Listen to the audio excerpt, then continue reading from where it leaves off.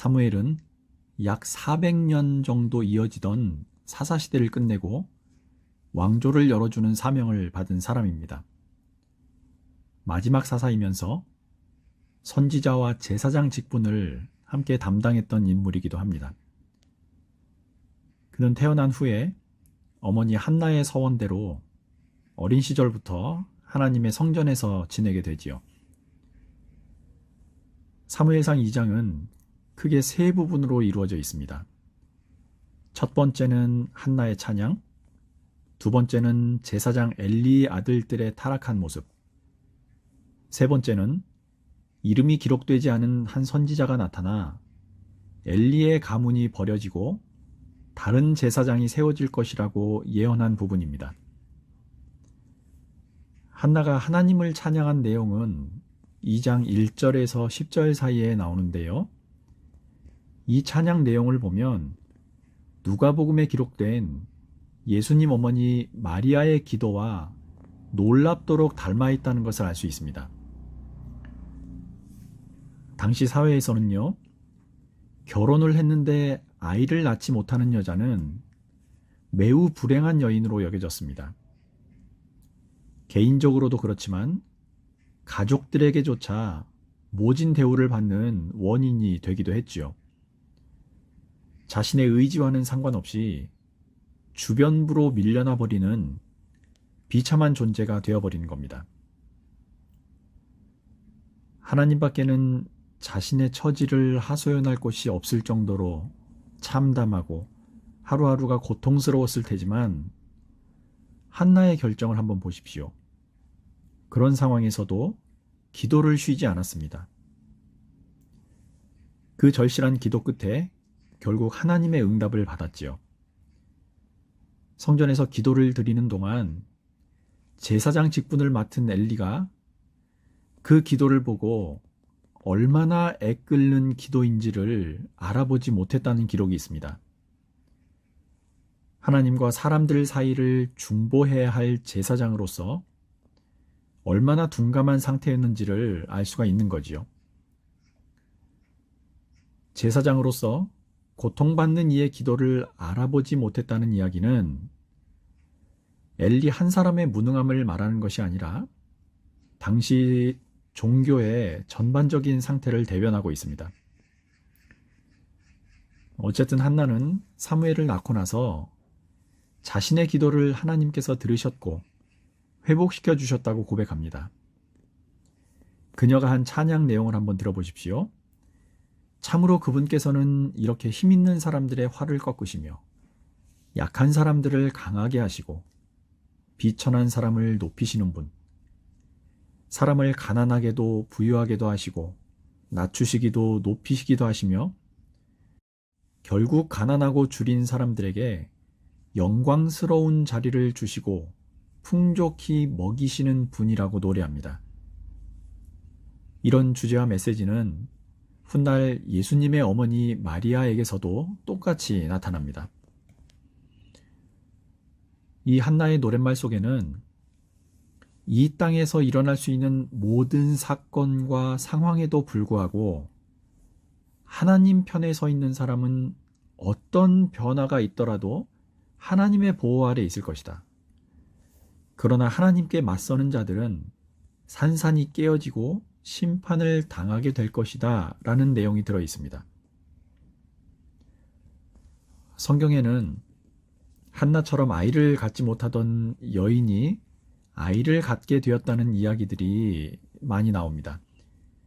이 이야기들은 단순히 아들을 낳아서 가문의 대를 이을 수 있게 되었다는 의미만 담고 있는 것이 아닙니다.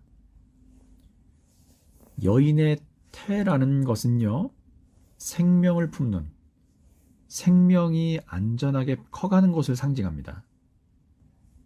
남편이 있지만 아이를 낳지 못했다는 성경의 이야기들은 당연히 생명이 있어야 할 곳에 생명이 부재하고 있는 상태를 말합니다.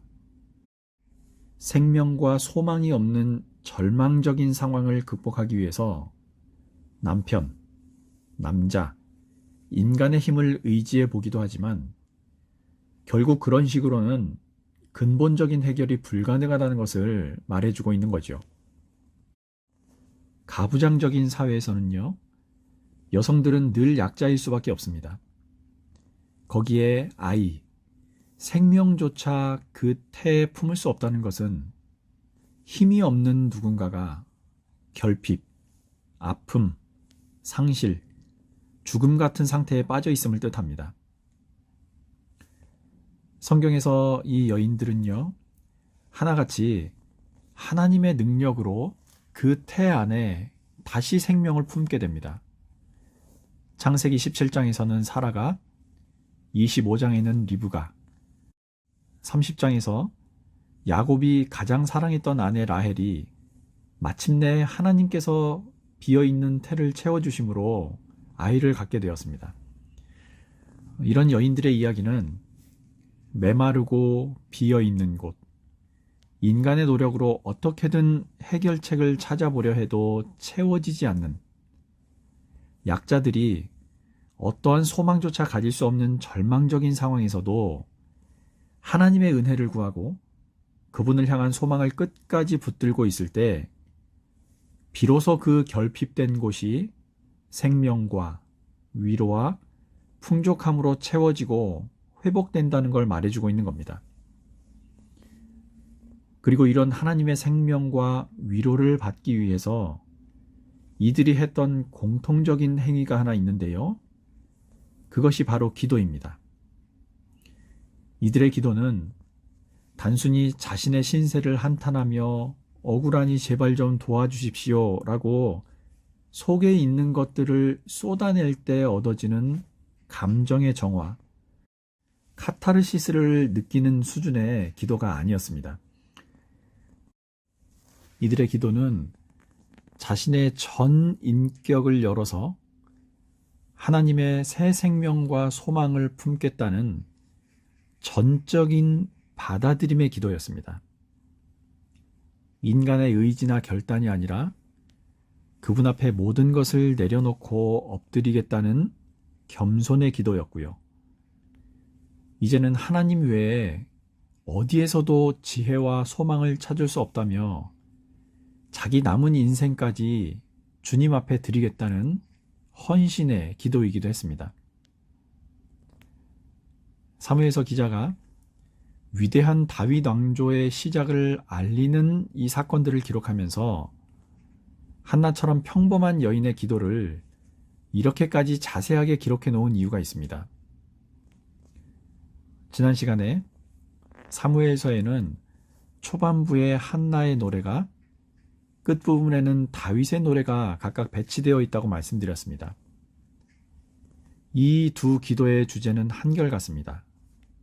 왕이신 하나님의 능력과 언약, 구원의 역사를 찬양하는 내용이지요. 사무엘서의 저자는 이 기도를 통해서 긴 터널 같은 사사시대를 지나오는 동안 강력한 주변 민족들 틈에서 단지 생존만을 위해 애써오던 이스라엘 민족이 이제 야훼께 선택받은 왕 다윗을 통해서 강성한 나라를 이룰 것이다. 다시 하나님의 백성이 이방 민족들 사이에서 우뚝 서게 될 것이다. 이런 메시지를 전해주고 있는 겁니다. 한나의 기도는 철저하게 하나님을 향한 기도였습니다. 그녀의 기도에는 고통과 아픔을 위로해 주신 개인적인 경험을 넘어서 이제 하나님의 손길이 기존 세상의 질서를 엎으시고 새 역사를 이끌어 가실 것이라는 선포가 들어 있습니다.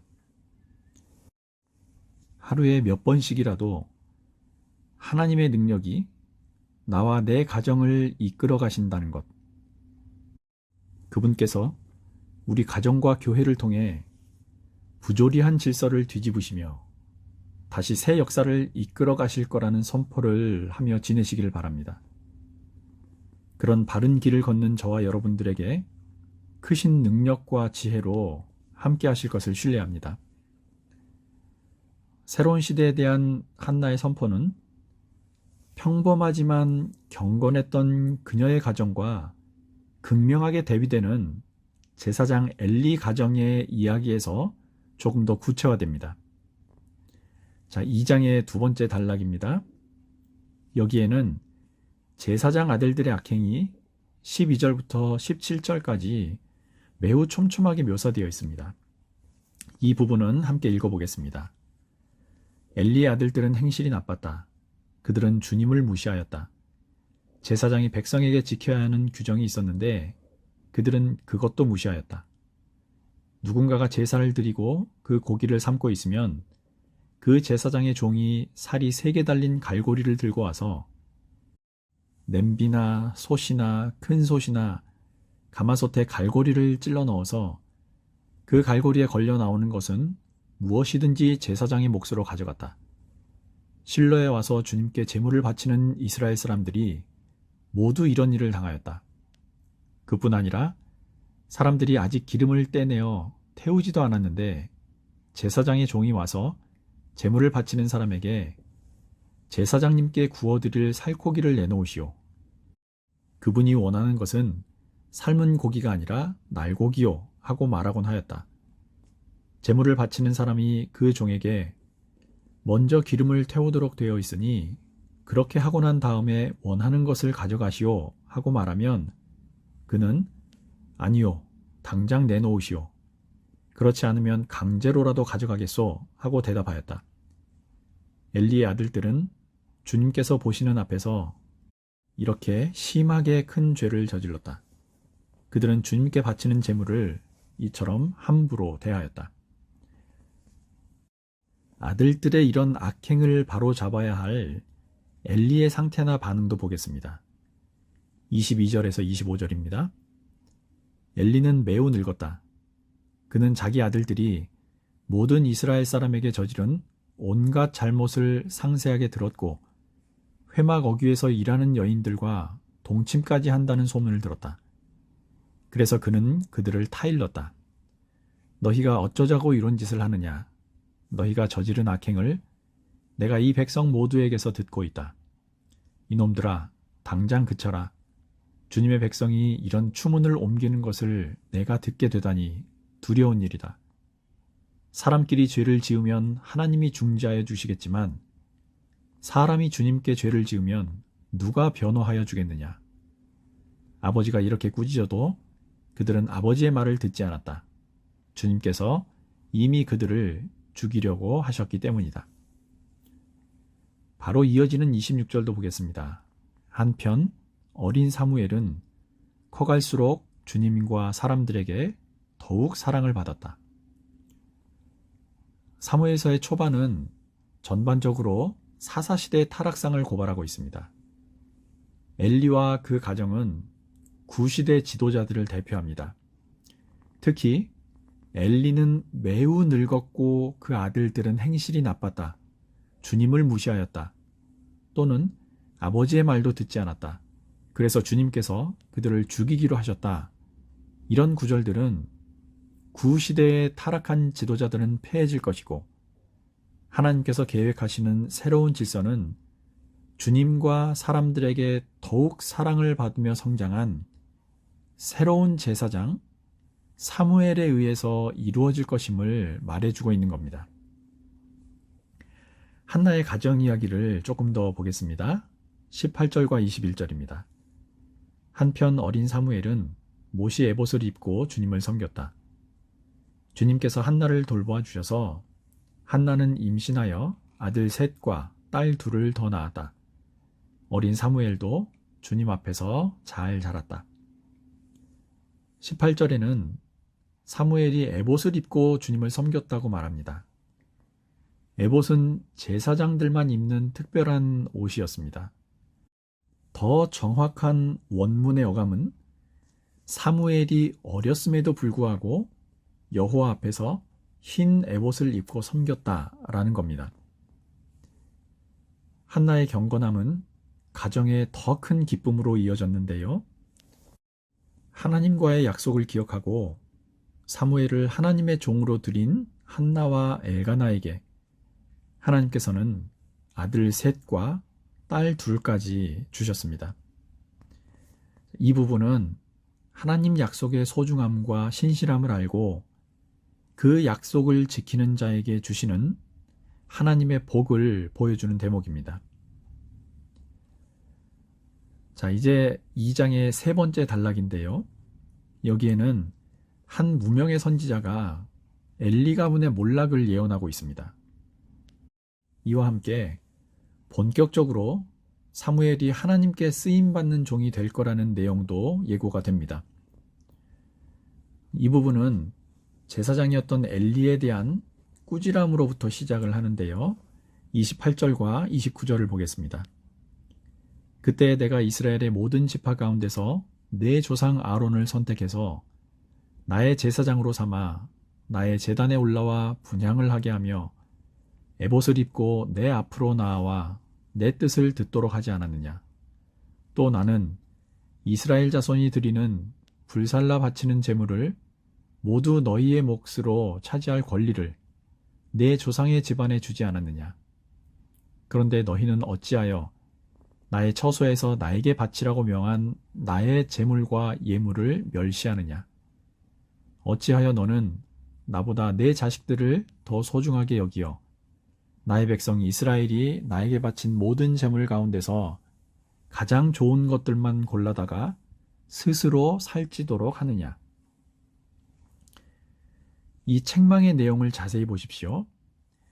하나님께서 일찍이 엘리의 조상 아론을 선택해서 제사장으로 삼아주셨고 이러이러한 풍성한 은혜와 권리를 주셨는데 엘리는 제사장으로서 하나님보다 자식들을 더 소중하게 여기면서 그들이 가장 좋은 것들을 차지하고 제 배만 채우도록 가르쳤다는 겁니다. 엘리 가문의 몰락을 예고하던 이 선지자는요, 엘리가 아들들이 그런 악행을 저지르도록 방치 또는 제대로 교육시키지 않았다며 꾸짖다가 그렇게 하나님을 중히 여기지 않는 자들에게서는 하나님의 복이 다른 곳으로 옮겨갈 것이라고 알려줍니다. 30절입니다. 그러므로 나 주 이스라엘의 하나님이 말한다. 지난날 나는 너의 집과 너의 조상의 집이 제사장 가문을 이루어 언제까지나 나를 섬길 것이라고 분명하게 약속하였지만 이제는 더 이상 그렇게 하지 않겠다. 이제는 내가 나를 존중하는 사람들만 존중하고 나를 경멸하는 자들은 수치를 당하게 할 것이다. 나 주의 말이다. 엘리와 그의 아들 홈니와 비느하스의 타락은요, 이제 이스라엘에서 실로에 있던 성소 시대가 끝나가고 있음을 보여줍니다. 특히 홈니와 비느하스는 제사장의 아들이고 대를 이어 제사장이 되어야 할 사회적으로나 종교적으로 지도자의 위치를 보장받은 사람들이었지만 행실은 전혀 그렇지 못했지요.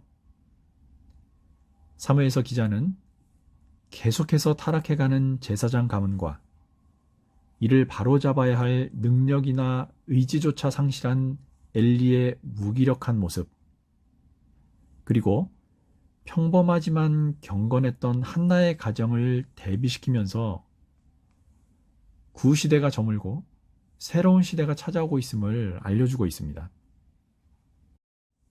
오늘 많은 말씀을 드렸는데요. 그 중에서도 한나의 찬양 내용이 저와 여러분들의 노래가 되길 바랍니다. 그녀가 고백한 하나님이 우리의 하나님이 되시고 그런 하나님이 다시 우리 가정과 교회를 통해 그분의 새 역사를 이루어 가시기를 계속 기도하시기 바랍니다. 그래서 한나의 가정이 하나님 앞에 남은 자가 되어 그 아들 사무엘까지 크게 쓰임을 받은 것처럼 이 시대에 살아있는 신앙의 본보기가 되는 복도 누리시기를 주님 이름으로 축복합니다.